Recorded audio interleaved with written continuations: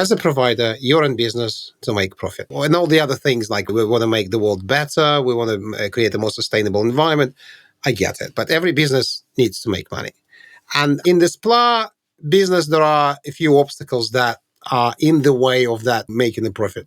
And it's all very simple, but it's not always obvious. Firstly, undercharging for your services. Why? If you don't understand the structure of your licenses, if you underpay to Microsoft, unknowingly especially, you may be undercharging your end clients for services because, well, you think these are the costs, but the costs are actually higher.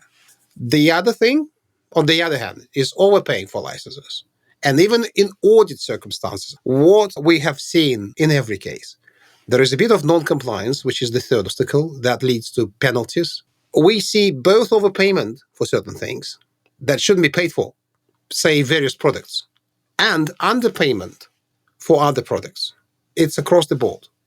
And another obstacle right now to normal, sustainable, continuous business in SPLA is that Microsoft is using audit results to push Azure. How? You get your audit results. If they're too high, Microsoft will probably pursue the penalties. They want the money. It's understandable. But if it's more or less a reasonable number, what you may end up with is a negotiation around, fine, we're going to forgive you this if you lift 30% of your end customer workloads and move them to Azure. And that activity is especially prominent in regions where Microsoft deploy new presences. Famously, New Zealand and Australia, Microsoft's presence was expanded maybe just a bit less than a year ago, and the audits are very active in the area.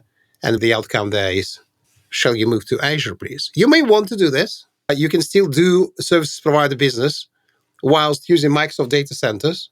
But essentially, do you want to? That is the question. Do you want to? And some of our clients don't want to do that. So therefore, what you need to do to mitigate that is to get your SPLA management under control.